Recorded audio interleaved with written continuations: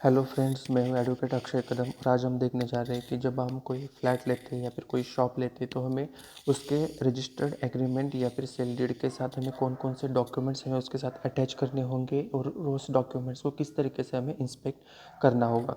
तो सबसे पहले देखते हैं कि जो बिल्डर कंस्ट्रक्शन कर रहा है उसके खुद के नाम से वो लैंड रजिस्टर्ड होनी चाहिए, जिसका रिकॉर्ड हम सिटी सर्वे नंबर या फिर सिटी सर्वे सर्टिफिकेट या फिर 7/12 रिकॉर्ड में हम चेक कर सकते हैं। कभी कभी क्या होता है, देखो बिल्डर कोई प्रोप्राइटरशिप है या फिर प्रोप्राइटर है तो उसके खुद के नाम से या फिर उसकी प्रोप्राइटरशिप दुकान के नाम से वो लैंड रिकॉर्ड होना चाहिए। अगर कोई कंपनी है तो कंपनी का नाम उस लैंड रिकॉर्ड में होना चाहिए।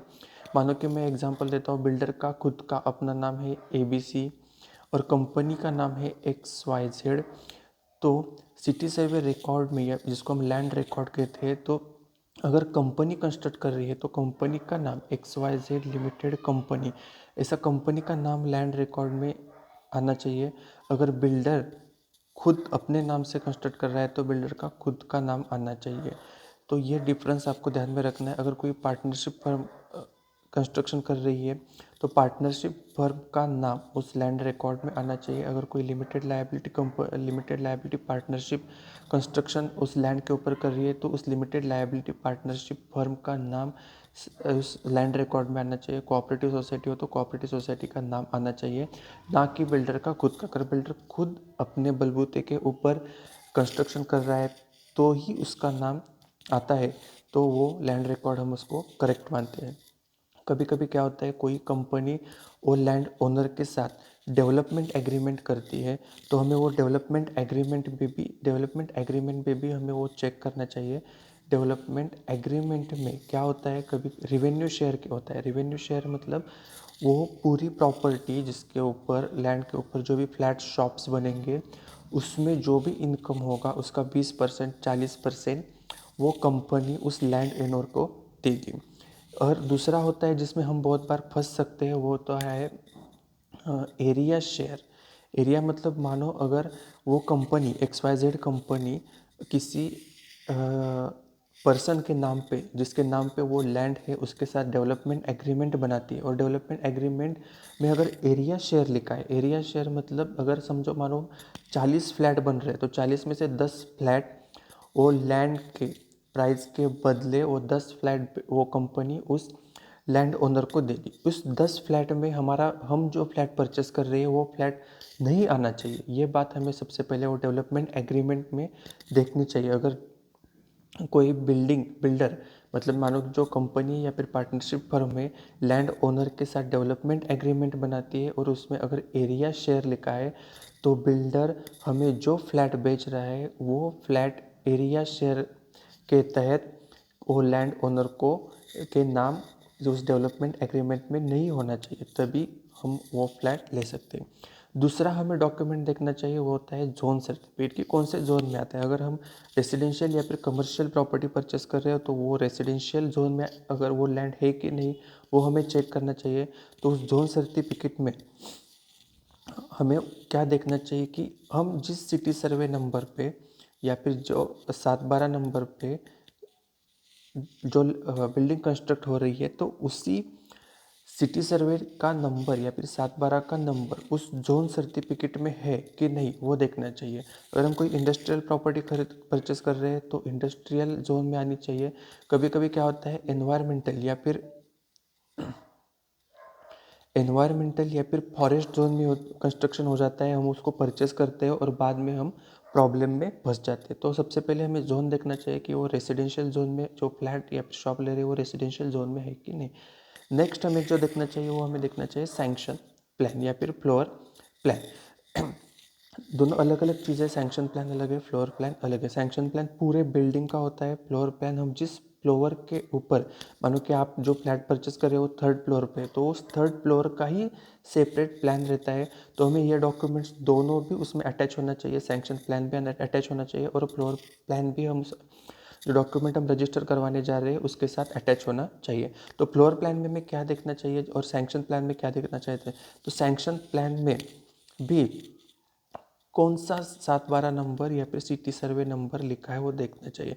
मानो कि जो बिल्डिंग कंस्ट्रक्ट हो रही है वो समझो सिटी सर्वे नंबर उसका अगर 14 है, तो सैंक्शन प्लान में भी सिटी सर्वे नंबर 14 ऐसा नमूद या फिर लिखा होना जरूरी होना चाहिए। या फिर कभी कभी बिल्डर हमें उस बात में भी फंसा सकते हैं, सिटी सर्वे नंबर जिस पे बिल्डिंग कंस्ट्रक्ट हो रही है वो होगा 14 नंबर और सैंक्शन प्लान दिखाएगा हमारे कोई 200 या फिर 300 सिटी सर्वे नंबर का दिखाएगा और हमें फंसाया जा सकता है। तो हमें ये बात भी ध्यान में रखनी चाहिए। फ्लोर प्लान में क्या देखना चाहिए कि वो जो फ्लोर प्लान है, तो उस फ्लोर प्लान में अगर मानो हमारा फ्लैट 3rd फ्लोर पे है, तो वो 3rd फ्लोर का फ्लोर प्लान उसके साथ अटैच होना चाहिए। तो उस फ्लोर प्लान में हम जो मानो ये डॉक्यूमेंट है फ्लोर प्लान, तो उसमें हमारा फ्लैट दिखाई देता है कि नहीं वो हमें चेक करना चाहिए। 3rd फ्लोर पे वो अगर हमें 304 बेच रहा है, तो वो फ्लोर प्लान में 304 नंबर का फ्लैट दिखाई देता है कि नहीं वो हमें सबसे पहले देखना चाहिए। उसका नक्शा होता है वो फ्लैट का बनाया हुआ, वो नक्शा जैसा बिल्डर ने बताया है उसी से तरीके का नक्शा वो फ्लोर प्लान में हमारे फ्लैट का है कि नहीं दिखाया हमें देखना चाहिए। फ्लोर प्लान में हमें यह पता चलेगा कि हमारे फ्लैट में हमें जो हम फ्लैट खरीद रहे हैं उसका किचन कौन सी तरफ आएगा, उसका बेडरूम कौन सी तरफ आएगा, उसका हॉल किधर आएगा, कितनी बालकनी होगी, कितनी गैलरीज होंगी या फिर कितना टॉयलेट बाथरूम होगा। ये सब हमें फ्लोर प्लान में जो हमारे खुद के फ्लैट जो हम खरीदना चाह रहे हैं उसका नक्शा आता है। तो उस नक्शे के हिसाब से ही वो फ्लैट है कि नहीं या फिर बिल्डर ने जो बताया है वो हमें क्रॉस चेक अगर करना होगा तो हम वो फ्लोर प्लान में क्रॉस चेक कर सकते हैं। नेक्स्ट हमें देखना चाहिए कि एन ए ऑर्डर अगर 7/12 है या फिर कोई एग्रीकल्चरल लैंड है तो उसकी एन ए ऑर्डर है कि नहीं वो देखना चाहिए। वो एन ए ऑर्डर में वो एन ए ऑर्डर कौन से सिटी सर्वे नंबर की है वो हमें चेक करनी चाहिए। मानो कि जैसे हमने अभी देखा कि हमारा सिटी सर्वे नंबर 14 में अगर वो कंस्ट्रक्शन चल रहा है तो यह एन ए ऑर्डर भी 14 नंबर के सिटी सर्वे नंबर की होनी चाहिए। और ये उस एन ए ऑर्डर वो जो एन ए मतलब नॉन एग्रीकल्चरल यूज़ की लैंड, तो ये एन ए किस चीज़ के लिए दिए, इंडस्ट्री के लिए दिए है या फिर रेसिडेंशियल के लिए दिए, वो भी हमें इसमें चेक करना बहुत ज़रूरी है। आगे हमें सबसे इम्पोर्टेंट चीज़ देखनी चाहिए कि रेरा सर्टिफिकेट। रेरा सर्टिफिकेट में भी हमें ये चेक करना चाहिए कि हम जिस सिटी सर्वे नंबर पे वो बिल्डिंग कंस्ट्रक्ट हो रही है वो सिटी सर्वे नंबर उस रेरा सर्टिफिकेट में लिखा है या कोई अलग ही नंबर उसमें लिख कर बिल्डर हमें फंसा रहा है। ये चीज़ें हमें सबसे इम्पोर्टेंट इसमें देखनी होती है। रेरा सर्टिफिकेट के बाद मेरे एक स्पेशल रेरा के ऊपर एक अलग वीडियो है वो देखो। वो आपको वो बिल्डर कौन है, वो किस तरीके की बिल्डिंग बना रहा है, उसमें कितने फ्लैट्स है, उसका क्या एरिया है, वो आप रेरा की साइट पे जाके भी चेक कर सकते हो। उसके लिए मेरा अलग से रेरा के ऊपर वीडियो है, किस तरीके से चेक करना है, कौन सी वेबसाइट पे जाना है, वो सब आप मेरे वो अलग वीडियो के माध्यम से देख सकते हो। आगे हमें सबसे इम्पोर्टेंट डॉक्यूमेंट होता है वो कि सर्च रिपोर्ट। ये आप किसी अच्छे लॉयर से सर्च रिपोर्ट बनाइए। अगर आप कोई प्लॉट खरीदी कर रहे हो, मतलब मानो कि फ्लैट नहीं खरीदी कर रहे हो या फिर शॉप नहीं, अगर कोई प्लॉट खरीदी कर रहे हो या फिर कोई लैंड का परचेस कर रहे हो, तो ये सर्च रिपोर्ट बहुत ज़रूरी होता है। फ्लैट और शॉप्स के साथ भी हमें सर्च रिपोर्ट करना चाहिए। वो उसके लिए भी सर्च रिपोर्ट बहुत ही इम्पोर्टेंट होता है। सर्च रिपोर्ट क्या होता है कि उसमें हम पिछले 30 साल का लैंड का रिकॉर्ड चेक करते हैं। मानो कि क्या होते हैं, समझो बिल्डर जिस लैंड पे कंस्ट्रक्शन कर रहा है वो लैंड समझो किसी एक्स आदमी से उसने परचेस की है, लेकिन मानो उस एक्स आदमी को और भी कोई भाई है, समझो वाई नाम का उसको भाई है, उसका भी शेयर उस लैंड में 50% का है मानो या फिर मानो 20% का शेयर है। और वो परचेस करना बिल्डर कभी कभी मानो भूल जाता है या फिर उसने जानबूझ के उसका वाई का शेयर परचेस किया ही नहीं, वाई को फंसा कर उसके लैंड पे वो कंस्ट्रक्शन कर रहा है।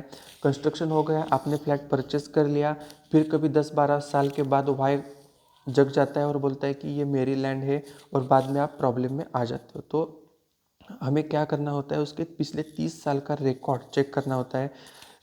कभी कभी क्या होता है, एक्स ने लैंड परचेस की होती है, मानो ए से परचेस की है, ए ने मानो पी से परचेस की है, तो पी और बिल्डर ने एक्स के पास से लैंड परचेस की है, ये आप समझ लो। तो कभी कभी क्या होता है कि पी का या फिर पी के कोई भाई का या फिर पी के कोई बहन का या फिर उसके वाइफ का या फिर उसके लड़के का शेयर वो वैसे ही रह जाता है, और वो शेयर वैसे ही रह जाता है, और उसी के साथ ए पी से लैंड परचेस करता है, एक्स ए से करता है और बिल्डर एक्स से करता है। तो वो ये परचेज मानो 20-30 साल पर पहले हो चुकी होती है, और 20-30 साल बाद ये पी का भाई या फिर बहन उस लैंड में अपना हक मांगने आ जाती है, और आपने तो परचेस किया होता है तो फिर आपको ये दिक्कत आ जाती है। तो आप किसी अच्छे से लॉयर से कम 30 साल का सर्च रिपोर्ट आप उससे करवा लो। कभी कभी क्या होता है कि बिल्डर ने मानो एक्स के पास से लैंड परचेस की है, और एक्स ने मानो उस पहले ही उस लैंड के ऊपर कोई लोन लिया हो, और उसने एक्स ने बिल्डर को फंसाया हो, तो आपको ये लोन अगर उस लैंड के ऊपर लोन लिया होता है तो आप फिर से दिक्कत में जाते हो। बैंक उस लैंड की या फिर उस बिल्डिंग की पोजीशन मांगनी आ जाती है, और आप सिर्फ कानूनी कार्रवाई में फिर बाद में आप फंस जाते हो। तो आपको सबसे इम्पॉर्टेंट चीज़ होती है, आपको उसका सर्च रिपोर्ट करना होता है। अगर आप किसी अच्छे लॉयर से सर्च रिपोर्ट करते हो तो आपको ऊपर लिखी हुई कोई भी चीज़ ज़्यादा देखने की ज़रूरत नहीं होती। उसका मतलब जैसे कि उसका जोन हो, या फिर उसका डेवलपमेंट एग्रीमेंट हुआ होता है, या फिर बिल्डर कौन है, उसका सिटी सर्वे नंबर क्या है, 7/12 लैंड रिकॉर्ड में क्या नंबर है, वो सब दिक्कतें आपको कुछ करने की ज़रूरत नहीं होती। वो लॉयर अपनी तरफ से खुद वो सर्च कर लेता है। और सर्च रिपोर्ट करने का मैं आपको क्यों बताता हूँ, ये मैं आपको और एक उसका एग्जांपल देता हूँ। कभी कभी बिल्डर क्या होता है कि बिल्डर एक ही फ्लैट किसी 2 या 3 लोगों को बेच देता है, और बाद में जब पूरा कंस्ट्रक्शन हो जाता है, पोजीशन देने का टाइम आ जाता है, तो इनके बीच में झगड़े होते हैं, और बिल्डर कहता है कि अब मैं आपको आपके पैसे वापस कर दूंगा। क्योंकि बिल्डर को कभी कभी क्या होता है, कंस्ट्रक्शन करते वक्त पैसे कम पड़ जाते हैं। पैसे कम पड़ जाने के बाद वो अगर कोई एक आधा कस्टमर उसी फ्लैट को जिसका जो फ्लैट पहले से ही सेल हो चुका है उसी फ्लैट के लिए जिद करता है, और बिल्डर के पास आगे का कंस्ट्रक्शन के लिए पैसा नहीं होता है, तो बिल्डर क्या करता है, एक ही फ्लैट 2 लोगों को बेच देता है। बाद में उसके पास पैसे आ जाने के बाद वो दूसरे व्यक्ति के पैसे, दूसरे कस्टमर को पैसे उसके वापस कर देता है। लेकिन उसमें हमारा बहुत टाइम एनर्जी वेस्ट जाता है, पैसे हमारा जो होता है उसका भी इकोनॉमिकल हमें लॉस होता है। तो ये बहुत सारी उसमें चीज़ें हैं। तो सर्च रिपोर्ट बहुत ही इम्पॉर्टेंट चीज़ है। आप किसी अच्छे लॉयर से सर्च रिपोर्ट कर सकते हो। ये ऑनलाइन सर्च रिपोर्ट होता है, इसके लिए आपको कोई भी आपका लॉयर कर सकता है। मैं भी आपको, अगर आप कोई परचेस कर रहे हो तो मैं भी आपको सर्च रिपोर्ट अच्छे से बना के दे सकता हूँ। उसके आगे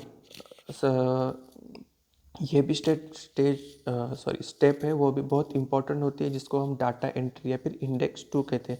जब भी आप कोई लैंड परचेस करने जाते हो, उसका एग्रीमेंट बनवाने जाते हो, तो उसकी गवर्नमेंट ऑफिस में पहले डाटा एंट्री होती है। वो आपको सबसे इम्पॉर्टेंट चीज़ है, ये आपको चेक करनी होती है। उस डाटा एंट्री में आपका नेम, आपका आधार नंबर हो या फिर आपका पैन नंबर हो, वो ठीक से नमूद किया है कि नहीं।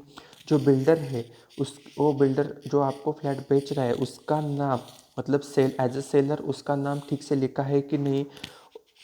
उस डाटा एंट्री में सिटी सर्वे नंबर, वही जिसके ऊपर बिल्डिंग कंस्ट्रक्ट बिल्डर कर रहा है, उसी सिटी सर्वे नंबर उसमें डाटा एंट्री में है कि नहीं। वो सब चीज़ें आपको बहुत ही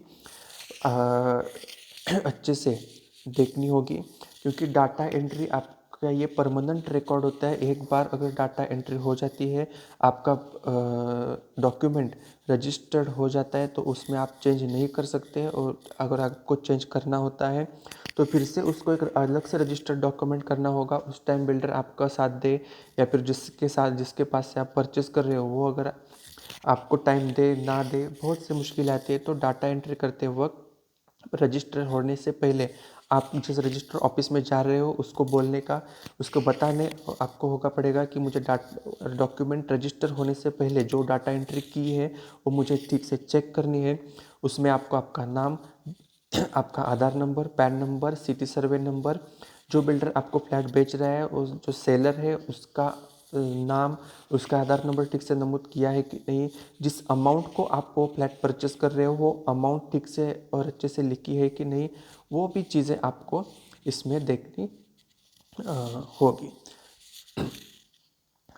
और नेक्स्ट आता है कि जो डॉक्यूमेंट होता है, मतलब जो ड्राफ्ट होता है, वो ड्राफ्ट आपको ठीक से पढ़ना है। वो ड्राफ्ट में और इस डाटा एंट्री में जो आप फ्लैट या अपनी शॉप परचेस कर रहे हो, उसका कारपेट एरिया, उसके number of balconies, number of galleries या फिर पार्किंग हो, उसका स्पेस उस डॉक्यूमेंट में, उस ड्राफ्ट में और डाटा एंट्री में ठीक से नमूद या फिर ठीक से लिखा हुआ है कि नहीं, वो आपको ठीक से चेक करना होगा।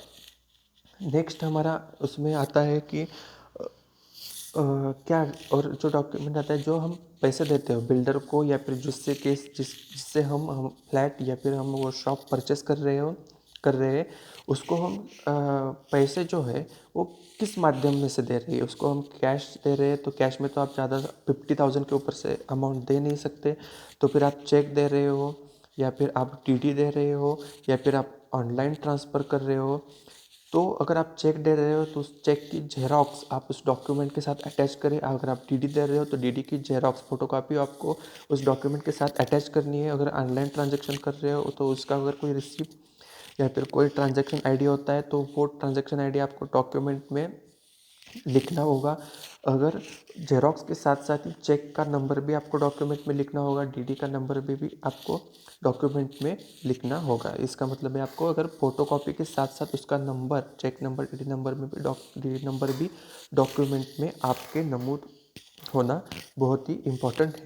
अगर कुछ अमाउंट मतलब अगर 50,000 या फिर 70,000 80,000 तक जो भी अमाउंट अगर आप कैश में दे रहे हो तो उसकी रिसीट आपको बिल्डर से लेनी होगी और वो रिसीट भी आपको उस डॉक्यूमेंट के साथ अटैच करनी होगी। इसका तो बाद में बिल्डर बोल नहीं सकता कि आपने मुझे पेमेंट ही नहीं दिया या फिर इतना ही पेमेंट दिया है, ऐसा वैसा वो कुछ आपको क्रॉस नहीं कर सकेगा। तो यह सबसे इम्पोर्टेंट डॉक्यूमेंट्स है। आपको वो डॉक्यूमेंट्स फ्लैट खरीदते वक्त या फिर शॉप खरीदते वक्त उसके साथ अटैच किए हैं कि नहीं, वो आपको ठीक से चेक करना है। अ, अगर आपको कोई भी लीगल एडवाइस की ज़रूरत होती है तो आप मुझे कांटेक्ट कर सकते हो, लेकिन एक बात मैं आपको बताना चाहता हूँ कि ये लीगल एडवाइस फ्री नहीं होगी। आपका कोई डॉक्यूमेंट चेक करना हो या फिर आपको सर्च रिपोर्ट बनवाना हो या फिर कोई आपको लीगल कंसल्टेशन हो तो उस लीगल एडवाइस के लिए मेरा 500 रुपीज़ चार्ज है। इसमें आप मेरे साथ आधा घंटा बात कर सकते हो, हाफ एन आवर मेरे से बात कर सकते हो।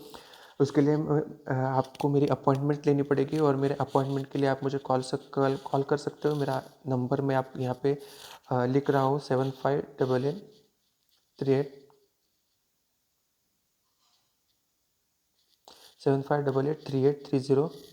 ये मेरे ऑफिस का नंबर है। आप इसके ऊपर कॉल करके मेरी अपॉइंटमेंट बुक कर सकते हो। इसमें मैं आपको सर्च रिपोर्ट भी बना के दूंगा। सर्च रिपोर्ट की फ़ी अलग है, लीगल कंसल्टेशन या फिर लीगल एडवाइस की फ़ी अलग है।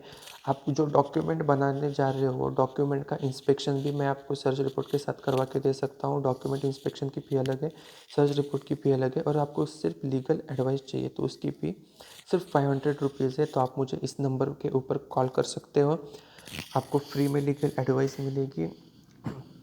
आपको अगर मेरा वीडियो पसंद आता है तो प्लीज़ लाइक करिए, कमेंट कीजिए, शेयर कीजिए।